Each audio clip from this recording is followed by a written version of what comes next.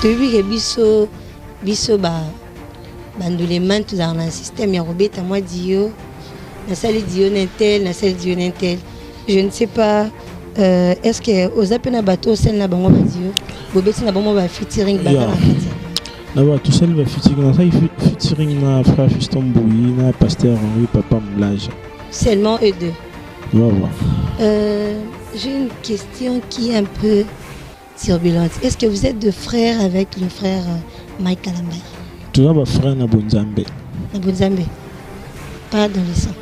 Tu as un frère na Bonzambe. Donc comment on Kalambay est famille na eux? Bon, là comme tu na pas on a Samukil. Ah, mais bois famille Moroté. Toi famille mon na Bonzambe. Na Bonzambe. Ah moi je pensais que c'était ton grand frère. Nabia, mais beaucoup quand il peut hein. Mais un grand frère. Non, je pensais grand frère dans le sens que. Après si vieux Kalambay n'a plus son beauté, un grand frère. Pour n'habiter à là, dans un grand frère, voilà. Ah ok. Nga quand c'est le roi besoin comme moro ok que Lukaye bobi ta moi dit. On va faire quelque chose. On a parlé de ça déjà. Ok. Je crois que Pambola Bananzambi, Mikolo Goyaka. Pourquoi Mikolo Goyaka? Pourquoi banana rando banina ba fiston? Non parce que l'album déjà il faut Bananzambi va consommer en. Donc contacta qui est en retard. Bon, Nazaki, bon, bateau na embina bango eza que. Convaincu te ya ko contacter avant. Ozo banesikanga. Te na monde te ngonde linga ki. Na bibo te za na te na bibo. Bateau na embina bango na album. Là que Molimo Santu a pondaki bango. Par rapport à Eve. Oui, Molimo Santu na ngai. Parce que c'est ça que moi j'avais dit.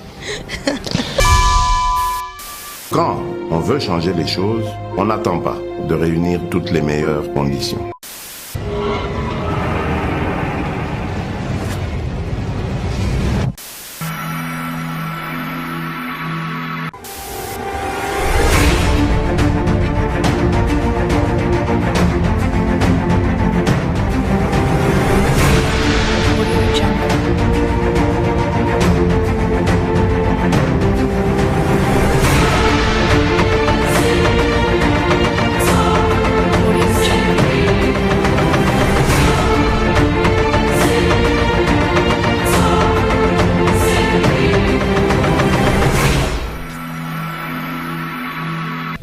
Mbote na balandi nyonso ya Jimidor Télévision. Je suis là votre chroniqueuse qui vous aime tant, Caroline Makoka, autrement dit CM. Alors c'est mon plateau, je suis avec le frère Kali Kalambay. Il est là avec moi aujourd'hui. Tokomeka un peu ko décortiquer maram o Italie coronavirus aussi. Tokomeka ko le maram o Italie avec son album. Alors vous allez nous permettre d'être vraiment patiente ou patient de suivre l'émission jusqu'à la fin. Mbote ndekonangai. Mbote maman. Na CP komona. Ouais, on appelle un CP fort komona. OK. Yeah. Je suis très contente vraiment de te revoir encore aujourd'hui sur mon plateau. Moi de même. Les loto komera ko lobela maram o Italie coronavirus. Je suis sûre que vous êtes au courant de tout. Ouais, et puis ensemble tous vivre le Congo isolika. Ouais, tout maman très bien. Alors je sais pas panabino homme de Dieu isolé kandenge nini yeto. Kulirande ni pas un homme de Dieu isolé kandenge, c'est pas un ça exacté tonné. Non, isolé parce qu'on a dit ils ont tout le monde entier alors tout le monde a qu'à se prévenir et zoaité. Pour na biso ba tezubisoté. Alors pour vous les hommes de Dieu, ba mesure ni besoin malade parce que on a dit la prière répond à tout. La prière répond à tout sauf rien. Alors pour vous les hommes de Dieu, je ne sais pas, parce que ces derniers temps, nous sommes suspendus, même nos églises, tous sangana. Alors je ne sais pas, hormis les églises, vous les hommes de Dieu, vous sangana pour nous prier pour nous, ou bien vous aussi, vous avez suspendu vos réunions pour ne pas prier pour cette maladie. Merci beaucoup pour la parole. Premièrement, c'est vrai que maladie on est tu dis que le combat est réel. Bisou étant que chrétien en fait. Faut na bisou liboso, tu as un banzambe. Tu qui peut non maladie, c'est maladie yes, mais tu dis que maladie zali. Mais faut non liboso ezali banzambe parce que les lots ils en a battu belé au bas de la kaka remède moi et ou ta na Chine et ou ta babisike belé mais biso tant que toi na nzambe kati na biso to bi nzamba solution mais yango ils ont empêché que tu respecter ba condition ba pesi biso de fois au skola maboko ko éviter ko za na babisiko bat baza et belé par exemple tu vois. C'est ce que je peux dire pour l'instant. Ok. Maintenant, le lingue tozo sanganate na ba église et tout consort. Est-ce que bozako se rassurer na bandimi na bino, bazo prier na bandak pour na yango ou bien en ces moments bino pe bo meki un peu ko suspendre bandimi. Bino na bon bozaka 100 mètres ou comment? Ok, une bonne question. Quelque part dans la Bible bina dans Marc 16, verset 17, Bible. Voici les signes qui accompagneront, et non un pasteur, mais tous ceux qui auront cru. Après avoir accepté Jésus comme Seigneur et Sauveur, tubuta miyasika. Soza mona nzambe, kubonde la basambe la rate na église par exemple. Il faut tout prière eza vie à chrétien. Supposons et dépend de ce qu'on a na biso basala nzambe ya basala nzambe mususu balakisaka bana bango te ndenge ya osambela ya bana nzambe ba fidèle belé en fait ba dépendaka na ba prière ba pasteur na bango so lelo bakangi ba église soki muto amesana ki msu pasteur moi amesani saki bandimi na ye atila ka bon maboko ndeza passe mais ça na ba église mususu ezali que ba mesani sa mundimi nyonso atia foi na prière na ye moko. Et ton casa moi nzamba tia foi na prière na yemoko sûrement bandi na singa na église na biso to yebi ke bandimi biso nyoso baza ba osambela ba église belonga na yebi na yebi ke bana nzambe nyoso toza mobiliser pour na osambela pour na bitima ko to bi ke nzambe ndaza solution na makambo nyonso kombo Yesu ba pesa biso wana parce que nzambe tata pesa biso biloko te kasi pesa biso moto ana pesa biso eza Yesu to yebi ke na tanto osambela toi, on a foi que nous avons quelque chose. Ok. Voilà. Tu as parlé de ton église. Si je peux au moins avoir le nom de ton église. Le nom de mon église, c'est l'église de la Rédemption. Ok. Le frère de la Rédemption. Voilà. Est-ce que tout le monde dans l'église est belé, offrande de comme il faut retirer dans un M-Pesa, il faut retirer dans Orange Money, il faut retirer dans Tigo Cash, na habité na la résurrection pesara bon auto. La Rédemption. La Rédemption plutôt. Bon, en fait. Non a constaté le one existe parce que on a attendu le message mon boité que Kalamba il faut les raconter. Bon on a habité hein parce que tu as peur de ton pasteur ou bien tu crains de ton église. Même pas ngala banga ranzambiti pasteur nga cool makashi na banga ngati j'ai vu que na ya tenaki na tozonka mingte nazali na kende vraiment trop une église mais en fait na bi quand même église dans un dernier fonctionnaire. OK. Bah dans un dernier fonctionnaire donc voilà. Donc depuis que tu es là les pasteurs nana benyo te pas besoin. Non benga tena sanga déjà pasteur nanga za maman na ti.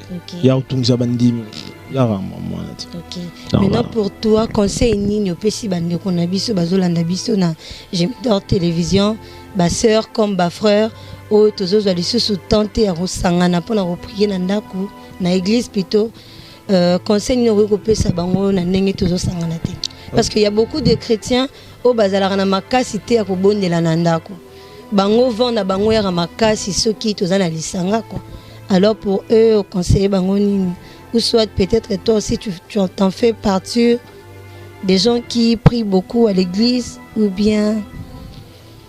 Bon, et on a un thermomètre pour aller il y a au sambe toi ensemble là. Conseil nga Europe ça ba na nzambe za ka ba na nzambe gate bato nyoso ba wala na biso. Conseil nga Europe ça et ya que tocha liki pa nzambe. OK. Tocha liki pa nzambe na ba prière na biso parce que c'est très important le roi ba chrétien tout en la Bible. Parce que l'homme ne vivra pas seulement de pain, mais de toute parole qui sort de la bouche de Dieu. tant tous attend autant à la Bible tous attend à ressemble là parlant nzamba mandobe ça biso ba révélation par rapport à mamnyos ba malade ebele malade zara te corona même pas corona o ocho ya ka kaming tia ba malade ebele to ra ba kufa na ba mais mutu nyonso bien on a ba bien non nazo ba na mutu nyonso te moi je te demande tu confirmes que coronavirus est à pas na biso à Kinshasa ouais jali précisément à place to zali bon, on a habité, mais on habite quand même à Kinshasa qui est coronavirus. Ok, merci. Narondima qui est coronavirus. Donc, c'est que tout semble là. Parce que, comme vous voyez, c'est comme vous voyez, ça a beaucoup de nyonso. Et il y a le mot où il y a comme vous voyez, ça a beaucoup de nyonso. Ce qui est important, c'est le roi de l'autre. Il faut habituer ça à la chloroquine. Abiso zu corona il faut le chloroquine donc fois na to na chloroquine to tiango ceux qui quelque part na pharmacie mo bando te ka Isaïe 53 ou sont bien aux inanda rotangi au big na maladie mobo donc fois na to na chloroquine wana to zape fois na to on a prié au temps on méditer après sambeli na rundima nyoso big après prière maladie et si là n'a pas problème sous ndegunion sa rosa na ngolo problème mais question na sambeli nzamba après ça va ko sambeli pour ezana mutu moko te ya na présence nzambe bazonga lolinga yake azate parce que nzamba zande moko na bandego na bisote je me rappelle babina na Zimbabwe président de Zimbabwe ya boya itebe boya ki église kangama à Bible nous sommes quand même sauf église. J'avais aimé cette pensée là parce que tant que tu pas nzambe nzamba muto sa ne bajete babi bisika mi baleto mi satu basangani yeso zana et c'est impossible à to sangani bato belé que yeso zana couronné zana to y dépend na foi na biso so foi muto na bike couronné zwanga ezoe bisika mi baleto mi satu basangani na kombo ya yeso to même ka bosangani bo yeso zana bisika mibale misato basangani parce que to sangani to bike to sangani pona Yesu ba musique zara basangana na bango to sangani pona Yesu ndaza kasi nde mamtolo beza Yesu na ndo beteli solo ya église parce que tolo ba mwanzana non on a comprendre département pour le bibi bisika misato mibale to misato basangani Yesu aza je voulais maintenant savoir basangani na kombo ya Yesu aza to même si ba sangani poto tonga Yesu ozala rare Yesu déjà ndamba partout et bien bon on a il est omniprésent il est omnipotent dans suko bisika mibale misato basangani na kombo pona lokumu nzambe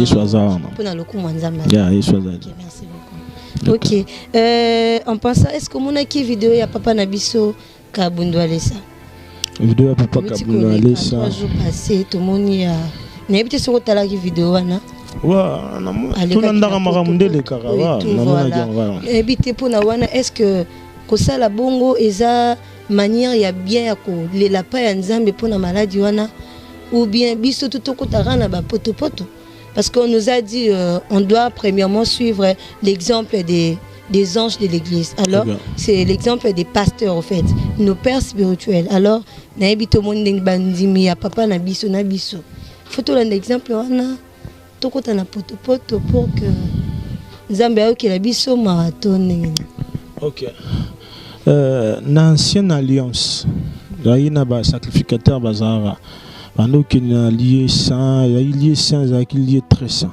banda ko lata ba bilamba mo boye oye bongi par rapport ya bisika ba okindela na tango kala Moïse ayaka na loi mais Yesu Christ ayaka na grâce na biso na bato to bika na kati ya grâce ene sika monte e komami ke yana sacrifice moko to sala pour nzamba pambola mutu yade kolala na poto ata au jour omi sopeli moto na nzoto yango ça te ke nzamba ayukayo ce qui est très important ezana koyeba oyo zakati na Yesu tant Yesu a qui le bossa tombe à Lazare c'est papa bango merci parce que tu m'as toujours exaucé en étant pas ayaki très sûr na yé pour dans mon nzambe alors ngai nabi que papa biso azana nabi que son singi papa loko à 100% na foi que papa wa pesanga tout na mon nzambe singa tike na na kende na gêné na matana ngomba pour que nzamba yo kanga c'est bon. Bon, nga eza point de vue nga par rapport à question poser nga l'habité na za compte dépend na ya mutu mususu ya conviction na on a posé question na yebi ke yo za mosali na nzambe. Ouais. Yebi ke na bakawa na au moins tu as la facilité de nous aider à comprendre. Et on a si le c'est dans les biens ou dans les bon, mal. Nga na oui ko contredire te. Il y a une sœur quelque part à Bisingabi na moni vidéo mon pasteur moi lobby que na mois et avril mambo nyonso ici là. Je m'excuse. Atuninga est-ce que yondi mama mwana tondi ma otena bisi na biba. Est-ce mama nzambe batia ngo tembete. So yinzamba yebisi yebongo. So to douter ta. Non nzamba emso yé conviction na yé muteme tindi yé mulimo nzambe yemoko ko kanda yebi na nzambe. Donc les nzamba yebisi et to douter na ngote. Ezaye bon to douter na ngopwane. Mais ne pourquoi pas ceux qui est solo que nzamba yebisi et to l'un exemple on a pas prévu. OK. On a dit, Nzambe basala ngona sentimenté. Yesu a monisi sara Bartimée, mais ça n'a pas te belé pe ba avec les méthodes. Yesu a monisi sara bango te na ndenge ya monisi sara Bartimée. Non, ngana bibo na répondre na bi. Yesu a monisi sara batwana te le lengi moko monisi sara Bartimée. Pour dire que exactement que ce pasteur moko il était inspiré à que au semble la gota na poto biso nyoso bana te ça bango te. Et na pasteur mo ando le cas ceux qui coupent Nicolas Maï, Nicolas télévision, Nzamba Bixao. Effectivement, si Nzamba Bixara Mutumoko, il y a tout le monde qui a Bika, Nzamba a système. Toro ya Boto Sambela, Toro ya par exemple, Tobito Sambela, Nzamba a sa bus, a convaincre le biso que au lieu de bien à midi, moi, tout remercier Kaka. Tout comme Nzamba rôle, baba, na pour ça que beaucoup si comme moi, calme. Pour vous sambela ngai bulungu na ndaku no mikolo kolala mbetu te ya ba sacrifice mususu to sala ya par rapport selon conviction ya mutu to ebite ko loba ke za bien to mabe non za conviction na ye na nzambe. OK, maintenant yo siko na ndenge na yo on eza conviction ya papa na biso siko na ndenge na yo par rapport ya mama malade oyo jusqu'à présent nzambe biso na elo te pour na mambo nzambe bisinga lo te hein nzambe pesi message te nzambe bisinga lo te pour na mambo yo pour l'instant mais la Bible to yebi que par les métissures de Jésus nous avons été guéris. Kasna biso 1 Corinthiens 3:16 Bible le baboué. Ne savez-vous pas que vous êtes le temple de Dieu et l'esprit de Dieu habite en vous. Remède babol vous là ba chinois ba nango tant que nzamba za katinanga. C'est impossible maladie ezala. Le banga na douter na foi wana. Tant que na douter nango tenebi nzamba za. Le roi nzamba za c'est maladie nezate. Maladie za. Et ça le roi combat ezali maladie pesa et dépend de la foi. Je crois dans la Bible ezala na nyoka moi ando so abatu nyoka mutako ezala de nyoka suyo so tali nyoka na okufate eza ndemo biso lelo to na nyoka mutako te mais tozaka même na Jésus na bike na mwana nzambe maladie ya to ya te parce que nzambe parce que kufa pelise kwa Yesu. Et ça là que tous a victoire na bitumba ata we oya na 2050 parce que kati na Yesu to abalongi ata malade goya bitumba nde na ndenge goya to bike kati na Yesu to abalongi. Donc voilà. Alors si je comprends bien, le frère Kali nous a enseigné une chose. Il nous a dit église et interdire bisote ko buka mabolongo liboso ya nzambe. Alors même si tozo kende ba église était, mais prenons le temps de prier à la maison. Vraiment, prenons le temps de prier à la maison. Nzambe azan nzambe kaka ya ba église te. Dieu, il est l'omniprésent, il est l'omnipotent. Alors merci beaucoup frère Kalambayi, le frère Kaka. On va alors un peu parler de ton album. Je viens de voir ici. Na habité aux anabanzim non déjà au sala o ebetate to isa liboso ndi yango album na yo to aux alara non déjà kufara sikondo siko. Bon, ça album nanga liboso ndi yango l'album c'est pour toi Jésus-Christ. OK. Est-ce que tu peux en avoir un sur la main? Moi aussi je peux toucher un sur la main. OK, il n'y a pas de problème hein. OK, pas de problème. D'accord. Ici, vous avez fait combien de chansons? 11. Combien de titres? 11. 11 titres. OK. Est-ce que déjà peut essayer d'être pour la sortie officielle? Ok, date pour la sortie officielle les 3 mai. Parfois, bah mambo les cas. Tout en inventant un bidende qui est là. C'est ça qui mambo aussi dans avant bâton comme ça là. Mais c'est celui qui petit bâton na mambo zali. Même si qui est un peu en retard et c'est que tout bouger pour la sortie officielle. Ok, combien d'albums c'est pour toi Jésus-Christ. C'est pour toi Jésus-Christ. Yeah. Les années oh et là qui aura raté bimisa qui ont la Bible où tu étais inspiré ou comment? Bon, les années nous est parce que il y a des gens qui disent que muli moment le ben nga tisa muli moment ya muli monzambe muli mon saint le ben nga donc ça qu'il y a parfois conviction muli mon saint tout donc voilà. OK, merci. Vous avez dit que vous avez fait 11 titres. Voilà. OK, est-ce que vous pouvez au moins citer les noms des titres que vous avez fait? Toujours Jésus-Christ soit loué, je t'aime mon Jésus, tu es mon Dieu, tu me donnes ou me la seko pour moi bonzambe histoire moko talekio Yesu pour toujours je t'appartiens seyo. Là, je vis auprès de toi. Ok, merci beaucoup, frère. Je sais que nous serons bénis avec toutes les chansons. Ouais, Banzembo est déjà na YouTube. C'est des déjà disponibles. C'est à combien? C'est à $5 seulement. $5 seulement. Yeah. Seulement. On a dit seulement. Ok. Tu as biso dans les mains dans le système. Il y a Robert, moi, Dio. Na salle Dio Nintel, na salle Dio Nintel. Je ne sais pas, est-ce que aux appels bateau, celle n'a pas de Dieu, Bobeti n'a pas de featuring, tout seul va featuring na frère Fiston Bouyi, na pasteur Henri Papa Moulage. Seulement eux deux. Voilà. J'ai une question qui est un peu turbulente. Est-ce que vous êtes de frère avec le frère Mike Kalambay? Tout ça va frère na Bonzambe. Na Bonzambe. Pas dans le sang. Ça va frère na Bonzambe. Donc, comment on a Kalambay et famille? Il y a comme tu as on a Samkil. Ah, mais vous famille Moroté. Toi, famille mon la Bonzambe. La Bonzambe. Ah, moi je pensais que c'était ton grand frère. Nabia, mais beaucoup quand il peut. Mais un grand frère. Non, je pensais grand frère dans le sens que. Si vieux Kalambay n'a pas son beauté, un grand frère. Pour n'habiter à là, dans un grand frère, voilà. Ah, ok. Quand c'est le roi, vous avez comme Moro, ok, que Lukaye, Bobi, t'as moi dit et tout.